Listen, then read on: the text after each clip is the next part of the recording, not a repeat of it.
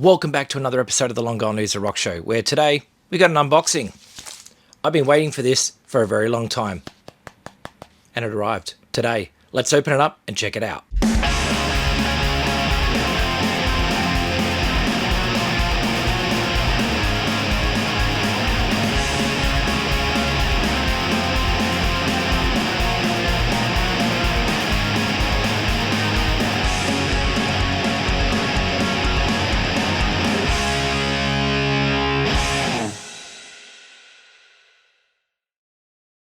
So here it is. Let's open it up. All three variants of the reissue of Surfing on My Face by the Hard-Ons. This EP is huge for me. If you've been watching this channel, you know that I am like the most die-hard fan of the Hard-Ons. They're like my favorite punk band of all time, besides the Ramones. But you know what I mean. When I discovered them, it was the right time. It was exactly what I needed in my life. I was a young kid and I was into skateboarding and I was just discovering buying my own records and punk music and stuff like that. And while I'd heard the Ramones and other punk bands like the Dead Kennedys and stuff like that, it was going into the city that Saturday with my friends and seeing the cover to Smell My Finger that totally just got me like, what the hell is this? I need to hear this record. You've probably already heard me tell that story before, and that's because you've watched the Smell My Finger episode that's on this channel. But from that moment forward, I became the biggest Hard-Ons fan. Like, as soon as I got that record home, I listened to it over and over and over again. And I couldn't wait until the next weekend. The next weekend meant that what I would do, my mum doesn't know this to this day, is that she would give me $4 a day to buy lunch and a drink from the school canteen. And what I would do is I would pocket that $4 and sneak home at lunch because my mum would be at work, and I would just eat a sandwich that was there. So by the end of the school week, I had $20. So me and my friends would get our skateboards and we'd go to the city, and then we'd end up going, getting, I don't know, a Happy Meal and some records, right? That's what we did. That was our weekend ritual. And then one weekend I bought that Smell My Finger record and everything changed musically for me. Like, I really got into independent underground punk music. And the second Hard-Ons record that I ever bought was Surfing on My Face. Now, this was reissued by Waterfront. This is not the original press, obviously, but this was a reissue done, I guess, because the little-known first pressing, which is this one here, obviously sold out, and there was no repressing of it or anything like that, and the band had gone to Waterfront Records, and Waterfront Records reissued it. It wasn't the first Hard-Ons record that the Waterfront Records put out, but they reissued it, which is, I'm glad, because that was the way I heard it, because I couldn't find that Vi-Nil Records release for the longest time.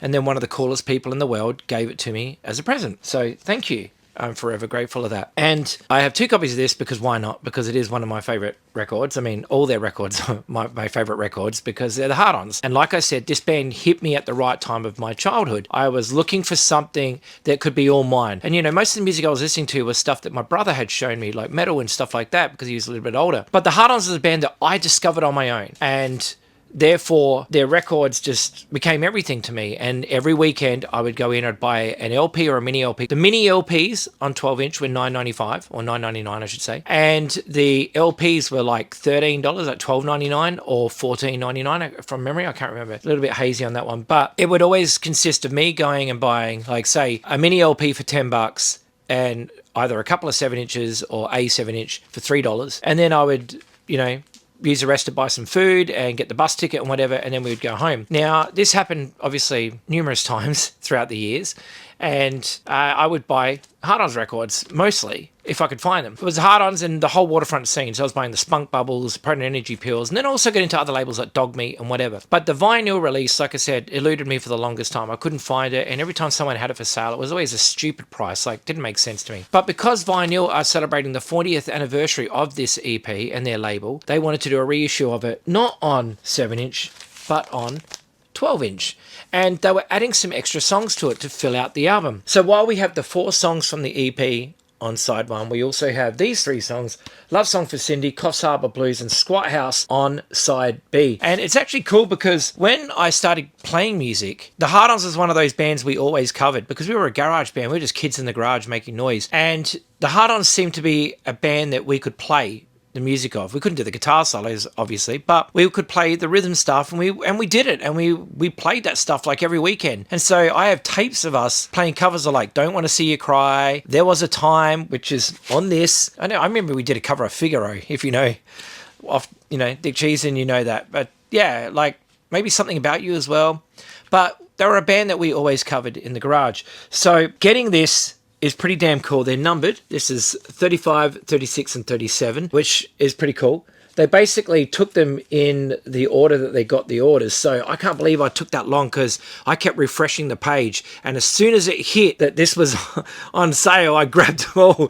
So like as soon as it hit, like, man, I can't believe that 34 people were doing the same thing as me, refreshing until it came up and said, buy now. And then, yeah, I did it. So let's have a look.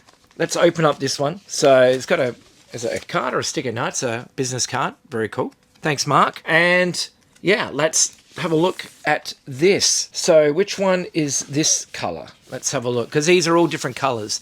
And yeah. Oh, you get an insert, which is really cool. So here is, I guess, the story of it, which I'm looking forward to reading. And then that is the actual insert that's on the inside of the 7-inch. So that's very cool that you've got that there. How cool is that? I love that artwork. That's so good. This is like a Hard-Ons day for me because I've got more to show after these records. So here we go.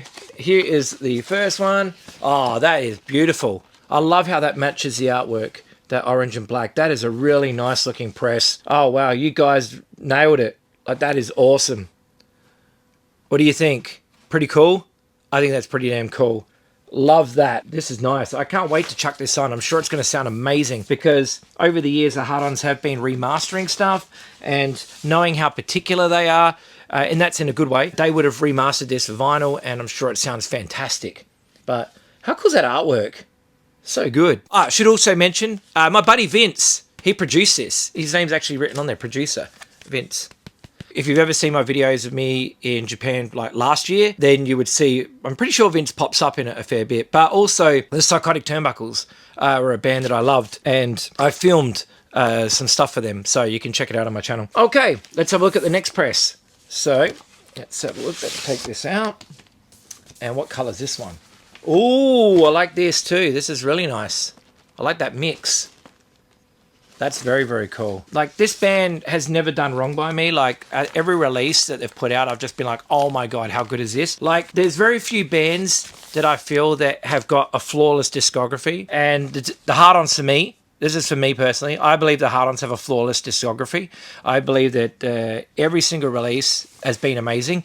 Even if there were some that I thought were not quite as good as others, I still thought they were absolutely freaking brilliant, and they were just incredible. It's just hard for me because my ultimate punk record of all time, like out of every album in the world, is Love is a Battlefield by the Hard-Ons. Like, that album I think is a perfect record. Like, from start to finish, it's got everything on there. It's got the melodies, it's got the pop, it's got the heavy stuff, it's got the speed, the thrash, whatever. It's all blends so well and sounds like the Hard-Ons. And that's what's been their charm all along, is that they've always been able to sound like the Hard-Ons. You know, like, you put on a Hard-Ons record, you know straight away, oh, that's a Hard-Ons record, you know? It just has their thing, their formula and their sound, and it's cool that bands have that, you know, especially them, because they're awesome. And here is the last variant we're going to look at, so let's have a look. We got straight orange with a little bit of black thrown in, but very, very cool. Love that as well. So this is such a good EP. I'm stoked that it got the 12-inch treatment, and I'm really looking forward to putting this on and thrashing the hell out of it in a minute. So I'll get over to the turntable and do that. But yeah, if you haven't got this, jump online to Vi-Nil Records, V-I-N-I-L, and yeah, grab yourself a copy if it's still available. I'm sure it is. If not, some stores, I'm sure, have copies of this floating around. But me, I am stoked to have this. Like I said, my favourite band of all time, besides the Ramones. But I guess they're equal with the Ramones. Like, the Hard-Ons to me are equal as the Ramones. Like, they're both so freaking good, and they've never released any bad songs. No, that's a lie. The Ramones did release one song that I sit there and listen to and go, what the hell were you thinking? And that is that song, Hair of the Dog, on Animal Boy. Trust me, that song is not that good.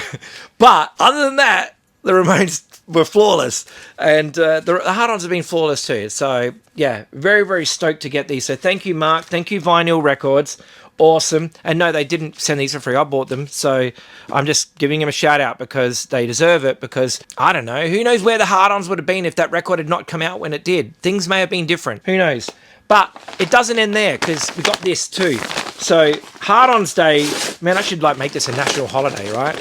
So whatever. So I got some shirts because the Hard-Ons always have awesome shirts, and on the Citadel mail order website they always put up pre-orders for shirts. So these are the lot that I got this time. So I have an insane collection of Hard-Ons t-shirts, and for good reason, because they're always amazing. But it's the one band that I will support through and through and through because they've given so much to me just in my personal growth, from like learning how to play punk music and just discovering independent punk music, because they were the band that really opened up my world to independent DIY punk rock, like small indie label stuff. Like I hadn't listened to anything like that before, but seeing that cover of Small My Finger just totally blew my mind. Here is the first t-shirt. Now this, oh my God, this looks beautiful. Like it really does. Now, I did not get to see this tour when it first came through, and I'm really bummed about that. I'm pretty sure it's because I was underage, but I know there was a reason that I couldn't go to it. It is the Hard-Ons and Jerry A shirt. Like, how good are those colors?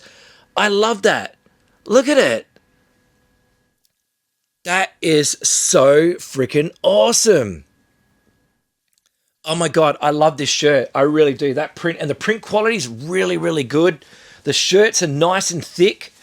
Oh man, this shirt looks amazing. I've always loved that artwork because they did a tour many years ago when Jerry A came out with them around the Big Day Out type thing. And was it a Big Day Out sideshow or something? I don't know, I can't remember. But anyway, I always loved the artwork on the flyer because I do have the flyer, the original flyer, and it should be on the screen right here. But we have two more shirts to show you, and these are very, very cool. This one is unreal. I love this song as well. Like, I think this song is such a good opener on that record, and that record is one of my favorite Hard-Ons records, even though they're all my favorite, but this one especially because they did a pop album and a metal album, and it blew my mind how good the contrast was between the two records, and just both albums are amazing. But anyway, it's this one. What would Stiff Betas do? How good is that? Let's have a look. Look at this. How awesome is that artwork? So amazing. So I am very, very happy to have a What Would Stiff Betas Do shirt. Love the artwork. Very, very cool. I love these colors. Again, really good quality, and the print is unreal. Like, it's really, really good print on it. So yeah, love this.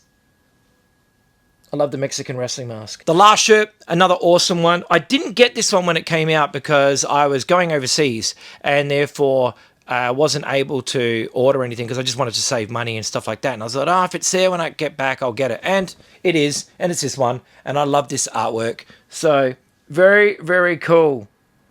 Very, very cool. Love it. Again, print really good quality, and the shirt really good quality. I highly recommend that if you're after Hard-Ons t-shirts, get along to Citadel mail order and grab yourself a shirt, because why not? Awesome, awesome, awesome. So that is it. That's the end of Hard-Ons Day for today, which is Friday the 3rd, which is also the same day Taylor Swift's new album comes out. But we're here about the Hard-Ons because why not? And yeah, so thank you to Mark at Vi-Nil for getting those records to me. Very, very happy. And also thank you to John at Citadel Mail Order for getting those shirts to me. Support both the label and that mail order as much as you can. They've got quality stuff. And yeah, I'm just so happy that it exists. And that I get to live in the same time continuum as these bands. You know, like the Hard-Ons have been the one band that I've seen more than any other band in the world.